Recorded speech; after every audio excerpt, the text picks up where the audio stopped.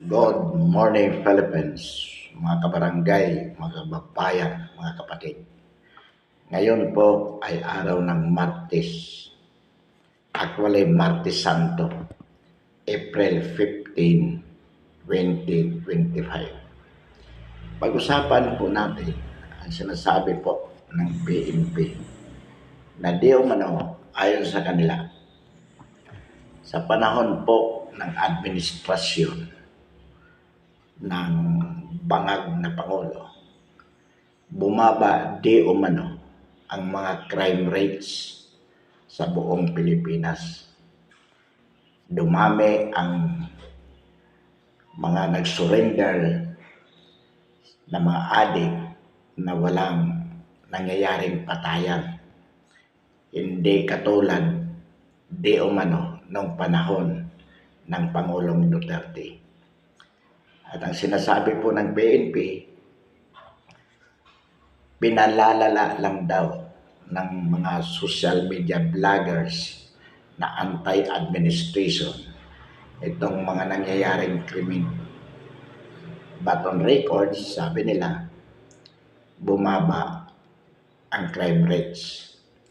Kaya ang panawagan ng PNP sa mga vloggers, huwag nang maglabas ng kung ano-anong mga balita tungkol sa mga nagaganap na krimen sa buong bansa, sapagkat di umano ito ay fake news at ang layunin ay siraan lamang ang administrasyon at takutin ang sambayan ng Pilipino.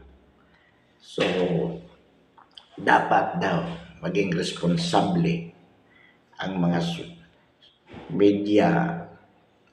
social media vloggers na huwag nang maglabas ng ganitong mga uring mga balita. Yan po ang sinasabi ng PNP, mga kabarangay, mga kababayan, mga kapatid. Well, naalala po natin ang panahon ng Marcelo ng dating Ferdinand Marcos Sr. Meron din po silang ganyan palabas at naalala po natin ang Secretary of Information noon ay si Kate Tatad, Francisco Tatad. Ang tawag po nila dyan sa mga ganon, developmental journalism. Yan din po ang tema. Sinabihan ng mga newscasters noon, yung mga mainstream media, wala pa namang mga social media noon, na huwag magbalita ng mga krimen nang sa ganon mapalabas na yung rehimeng Marcos ay mapayapa sapagkat walang mga nababalitaang krimen. Ang tawag nila doon, developmental journalism. It was promoted by Kit Tatad, being at the time the Secretary of Information. At ngayon po, inuulit yan ng bangag na Pangulo sa katawan ni Ferdinand Marcos Jr. Gusto nilang palabasin ngayon na mapayapa ang kasalukuyang administrasyon sa ilalim ng bangag na Pangulo sa pagsasabi na mababa ang kriminalidad based on records ng PNP. At ang proponent nito ngayon ay walang iba kundi yung Chief PNP na si Marbil. Mga kabarangay, mga kababayan, mga kapatid, ito po ang sinasabi nating government of lies. Ang tao po ay pinapaniwala sa mga kasinungalingan. Sasabihin ni Marbil, mababa ang krimen o ang crime rates based on records ng PNP. Well, of course, we cannot rely on records of the PNP as regards the crime rates. Kasi po, Itinatago nila yung iba't ibang krimen. Kung maaaring hindi po nila inire-record. To make it appears officially na ganito lang talaga ang crime rates. So, paano po tayo makakapaniwala sa ganun? Samantalang, ang nararanasan ng sambayanang Pilipino ay kabaliktaran sa kanilang sinasabi. Sapagkat ngayon, lumalala ang problema sa droga. Kung noong panahon ni PRRD na wala na yung mga bintahan sa kanto ng mga Cebu, ngayon po, kahit sang kanto, nagbibintahan ng Cebu. And of course, we cannot deny the fact that the more there are addicts, the more crimes are committed. Kasi nga itong mga addict ay talagang gumagawa ng mga krimen. Nagnanakaw, nang-hold up, pumapatay para may pambili ng shabu. At pag nalulung na sa droga, papatayin mismo ang mga kasama nila sa bahay. Mang-hold up sa labas, manggagahasa, so forth and so on. So dyan pa lamang makikita mo ng rampant na. Wala nang takot ang mga adik. They are even emboldened to commit crimes. Magbinta ng droga sapagkat alam nila na mismo ang Pangulo, ang mga opisyalis ng gobyerno, ang protektor ng droga. Kaya naman, mismo ang mga pulis nagbalik na. Hindi man lahat, pero yung mga ninja ko, ay nagbabalik na. Sila mismo ang gumagawa ng mga pagbibinta ng droga. Cycle lang. Kukumpiskahin, kunwari, para may achievement, i-record na may nakumpiska sila, pero babalik din niya sa kalsada. Sila din ang magbibinta. Ganon ang sindikato. At mismo ang sindikato ngayon ay ang gobyerno. Ganyan po kalala. So paano masasabi ni Marbil?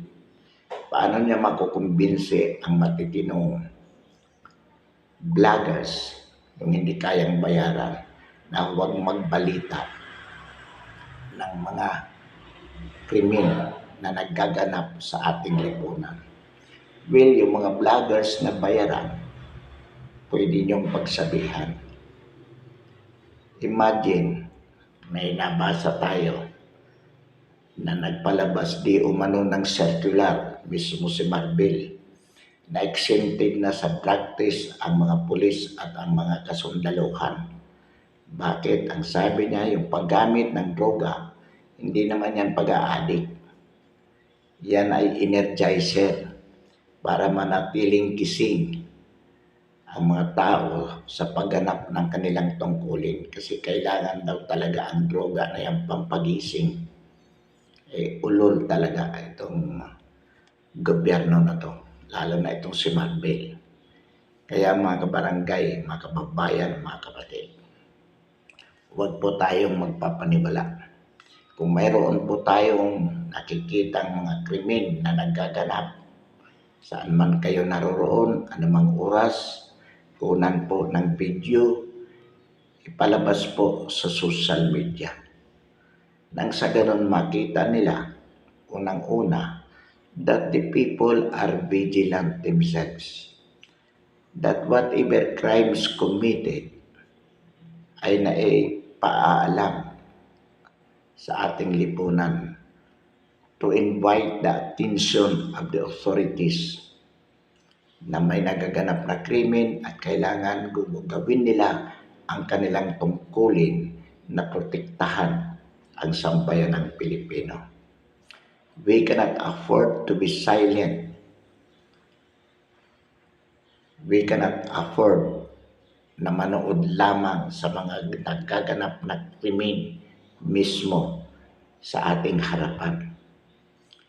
We have the social media technology para po ma-record yan, ma-report sa kinaukulan ng sa ganon gawin nila ang kanilang tungkulin. Hindi yung panay papugi sila sa media. Huwag i-records para sabihin wala nagaganap na krimen, gayong mismo sa harapan natin ay mayroong krimen na nagaganap. Kalokohan po yan. Huwag po tayo magpapaniwala dito kay Marvel. Huwag tayo magpapaniwala dito sa bangag na Pangulo. Sapagkat kung tayo po ay basta na lamang susunod sa kanilang kagustuhan, we are going nowhere. Lalo po tayong masasadlak sa kadiliman. Kaya nga po tayo nagre-react, nagagalit tayo sa ginagawa ng gobyerno na paninikil sa malayang pagpapahayag. Ito pong ginagawa natin na pagpapaalam sa mga krimen na nagaganap sa ating kapaligiran, hindi po paninira ito. Ang layunin po natin ipaalam sa kinaukulan ang kanila upang sila ay magising, gawin nila ang kanilang tungkulin. Secondly, for the people to take good care of themselves. Huwag basta magtitiwala sa ganitong uri ng lipunan na talamak ang mga adik. We can no longer walk safely sa ating mga kalsada, sa ating mga kahit sa ating kapitbahayan, lalo na po pagkagat ng dilim, sapagkat nakakatakot po. Hindi katulad ng panahon ni PRRD, ang mga polis takot gumawa ng krimen, yung mga ninja ko. Ngayon, ang lalakas ng loob. Naranasan po natin personally yan. Ating gabi, kakatukin ka ng pulis, gusto ka lang isama dahil ganito, may krimen silang may balita na ganito, ganyan. Mabuti na lang po tayo, hindi tayo ganon ka duwag at katanga na basta na lang magbubukas ng bahay. Sabi ko, hating gabi, bakit kailangan yung, kung may kailangan kayo sa akin, bakit gabi? Bakit hindi kaninang may araw, kaya bukas ng umaga? Ano yung gusto nyong malaman sa akin? At kailangan nyo ako isama ng gabi na hindi ko kayo kilala. Hindi po tayo nagbukas ng bahay.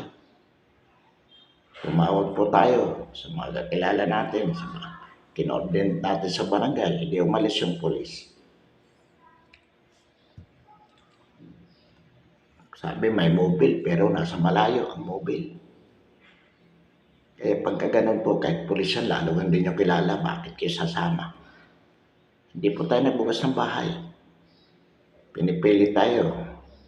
Nung nakita niya ito, may mga tinatawagan tayo para ma-verify kung sino to. At buti na lang, nagkataon na may alam tayo at meron tayong koneksyon. So biglang umalis ang pulis. Hindi ko po babangkitin ang pangalan niya dito. Pero nangyari po minsan sa atin yan. Ngayon na po, kailan lamang po yan. Bakit ang pulis na ganon? Una, iniisip niya, wala tayong alam siguro. Pangalawa, kasi kung sumama tayo, pagbibintangan tayo ng kung ano-anong krimen, ikukulong agad tayo. So ang tingin nila, areklo tayo sa kanila, magpapayad, kumita sila. That is an extortion activity on the part of the policeman. At meron nun ito, may complainant to. Sino yung complainant? Hindi natin kilala. Hindi natin kilala. Pero imagine, ginagawa po ng mga group na pulis yan sa mga taong walang alam at duwag. Kasi kung katulad noon, nagbukas agad tayo ng bahay, sumama sa kanila, sa presinto, ay pagbibintangan ka na ng kung ano-anong kaso. Hindi ka na pawawalan, ikukulong ka na. So, ang common na ginagawa dyan, may pera ka, matatakot ka, arigluhin mo sa pulis para pawalan ka. Pero gagawin kang katasan nun, ulit-ulitin yun. Tayo, hindi tayo nagbukas. Sabi ko, hindi ako pwede magbukas. Hindi ako pwede sumama sa inyo dahil hindi ko kayo kilala. Kung mayroon kayo reklamo, file it in court. I will answer it there. Pero sasama ko sa inyo, no way. Ayaw umalis. Tawag tayo. May kapatid tayong prosecutor, tinawagan natin, pag-coordinate nga sa ganito. Assist nga ako dito, dala ng barangay tanong at polis. May nagpapakilala dito ng polis ng ganito, nang marinig. Sabi sa inyo yan, tinatawagan mo, kapatid kong piskal. Ayun, biglang umalis. So, ibig po sabihin, mismo ngayon, ang mga polis, ang gumagawa ng krimen, para, alam naman natin, extortion lang yun. Pero nung panahon ni PRRD, kahit pa paano, takot ang mga pulis gumawa. Sapagkat alam nila, pag inireklamo sila, may paglalagyan sila. Eh ngayon, reklamo mo yung pulis, bis ma-protector yung mga ranking officers, ano mangyayari? Tapos sasabihin nila, bumababa ang crime rates ngayon sa panahon ng bangag na Pangulo. Hindi po, mga kabarangay, mga kababayan, mga kapatid. Kailangan po maging alerto tayo. At kailangan, kung may nanggaganap na ganon, i-report ninyo, tawagan nyo yung iba yung mga kaibigan, yung mga para makatulong. Para itong ganitong mga ginagawa ng mga ninja ko ay ating mapigil. Hindi po tayo makakaasa sa gobyerno sapagkat mismo ang gobyerno ang kanilang protektor. Kaya mas higit na kailangan ng sambayan ng Pilipino ang social media technology. Ito po yung epektibong tool natin para maprotektahan ang ating sarili. So inuulit po natin yung sinasabi ng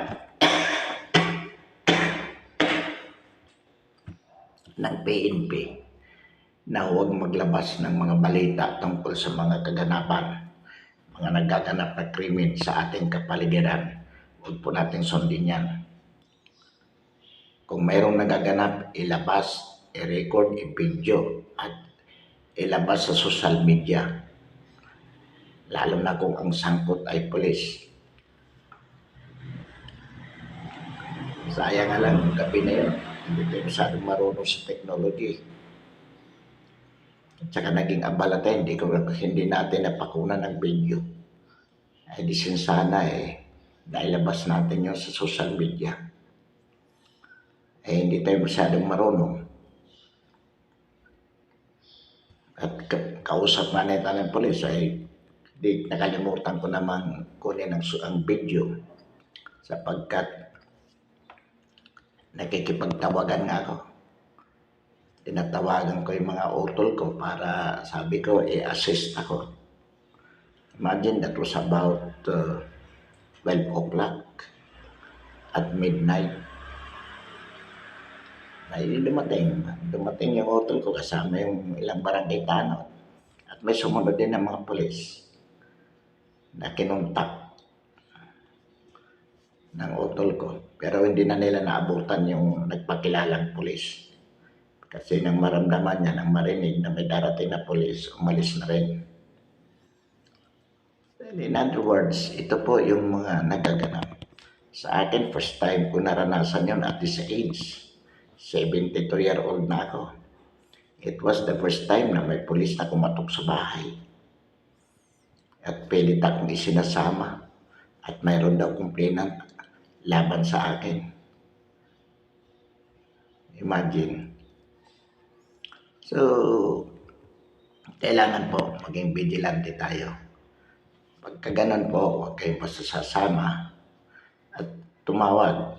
Gamitin na yung cellphone, video at tumawag sa mga kaibigan, mga kamag-anak na ma-assist agad kayo. Tumawag ng barangay tanod o sa lugar ng barangay nyo mismo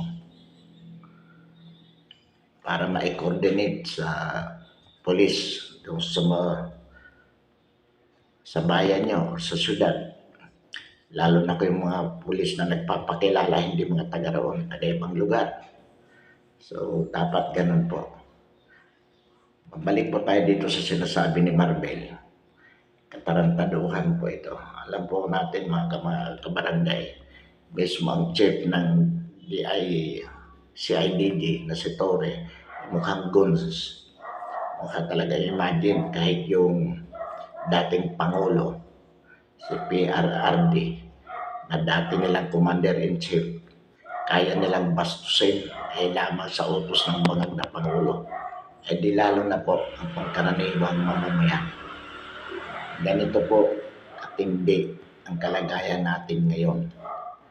Kaya the more that we should be vigilant, the more that we should be careful, the more that we should be resolved fighting this criminality that is happening